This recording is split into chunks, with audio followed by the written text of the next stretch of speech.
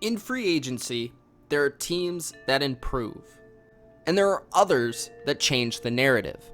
These are the top 5 teams that significantly improved their squads for 2019. Before I give you my top 5, hit the like button and subscribe to The Bottom Line View for more NFL.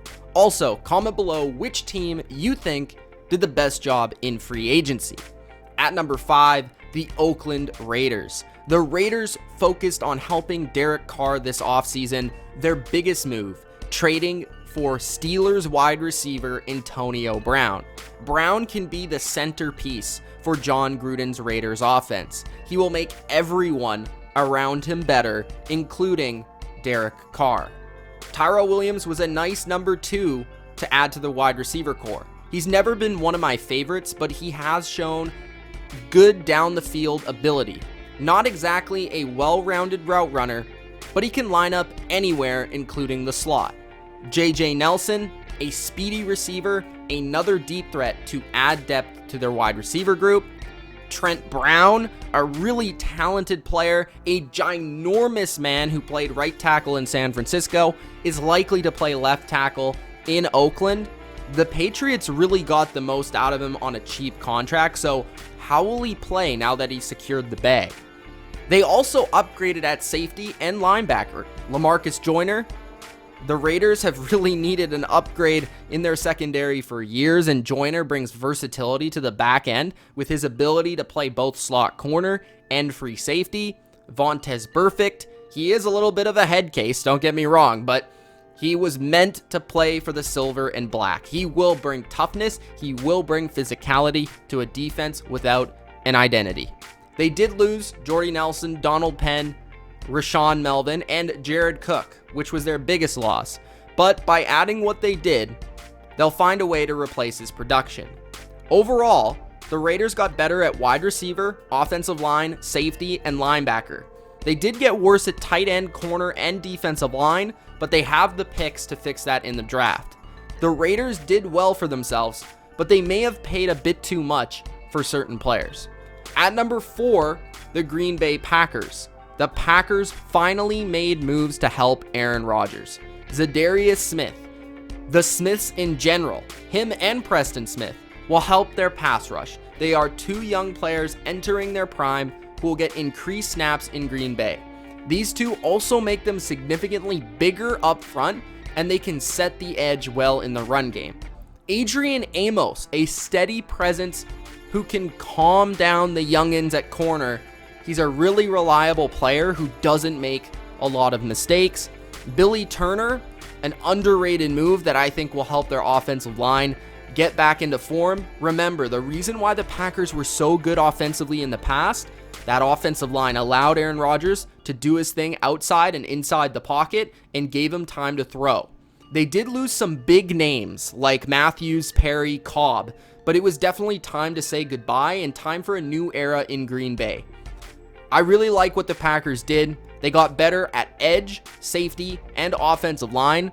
They're worse off at linebacker and wide receiver, but again, the draft should be able to help with those positions. At number 3, the San Francisco 49ers. The 49ers are very wise with what they do with their salary cap, and they have an expert signing strategy. Quan Alexander, I think, can be their Bobby Wagner. He has a knack for making big plays. He's extremely athletic.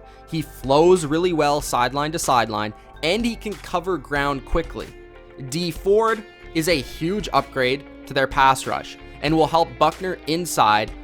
He is an expert player in terms of closing games out and making a few big game-changing plays like a strip fumble here and there. Tevin Coleman reunited with Kyle Shanahan. It was kind of a head-scratching move at first, but it adds even more depth to an already incredibly deep running back group. He's a great pass catcher and an explosive runner that has an extra gear that guys like Matt Breida simply don't have.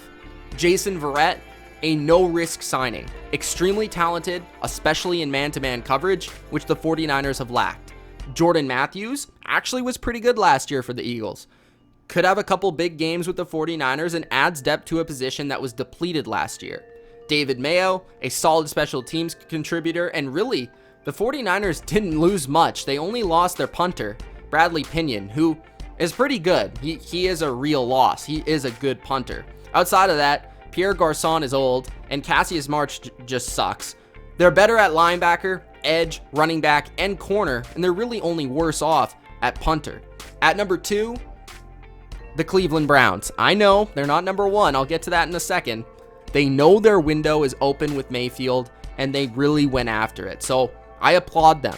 Interior defensive line was one of those positions the Browns really needed to upgrade. Hopefully Richardson can live up to his hype from earlier in his career.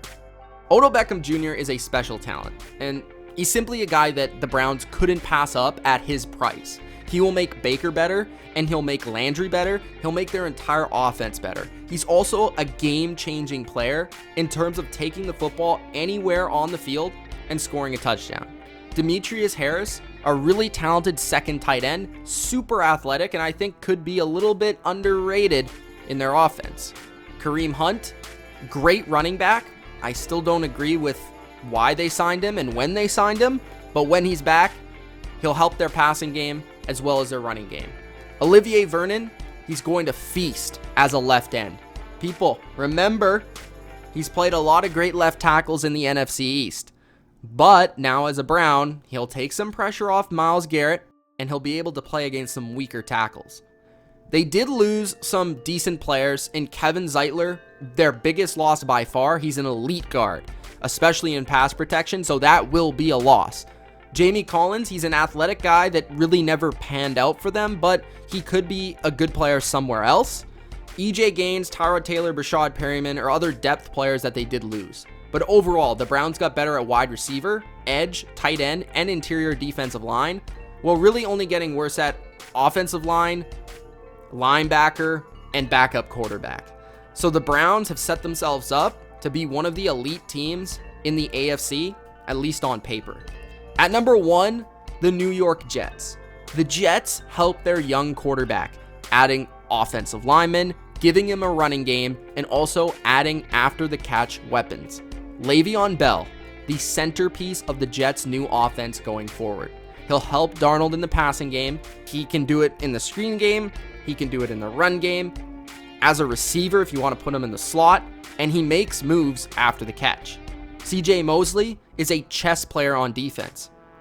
He'll align the defense in the right play and is an expert at playing mind games with the opposing quarterback.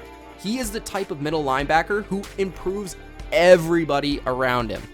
Kelechi Osemele will once again be an all-pro in my opinion with the Jets. He will lead Bell and this running game to success in 2019.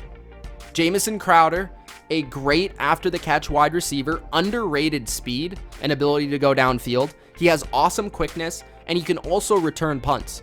Brian Poole is an upgrade for their slot corner position. They retained McClendon and Anderson on the defensive line, which I think are as big of a move as anybody made this offseason. These two players are huge to their run defense, and I think those were great re-signings. Mike Pennell is probably the best player that they lost. He is a real loss. He's a great run stuffer, but like I said, they retained McClendon, they retained Anderson, so it's not a huge loss. They upgraded at every other position. Honestly, looking at it, they got better at running back, offensive line, corner, linebacker, and wide receiver, while only getting worse in terms of their depth on their defensive line and on special teams. But I'll take that every single time if I can help my quarterback. That's why the Jets are number 1. Those are my top 5 NFL free agency winners of 2019. Let me know what you guys think. Comment below your opinion.